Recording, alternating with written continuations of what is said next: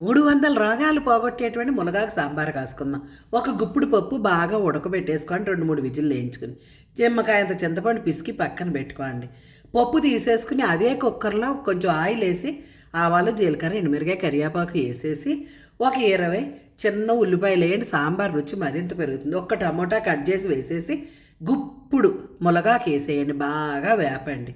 తరువాత బాగా వేగిందన్నప్పుడు కొంచెం ఉప్పు, కొంచెం నెయ్యేసి, కొంచెం పసుపు, ఒక స్పూన్ ధనియాల పొడి వదిలేయండి. 2 చిటికెలు బెల్లం వదిలేయండి అలాగా. వదిలేసి బాగా వేగిన తర్వాత చింతపండు రసం పోసేసి, పప్పు కూడా ఎనుపుకున్నటువంటిది పోసి, మరిన్ని నీళ్లు పోసి, మూత పెట్టి ఒక విజిల్ వేయించేయండి. కొంచెం కొత్తిమీరేసి, రుచి అద్భుతంగా ఉంటుంది. అంతే. ఒక్క విజిల్ వేసిన తర్వాత ఓపెన్ చేసి చూడండి, మునగాకు సాంబార్ రెడీ.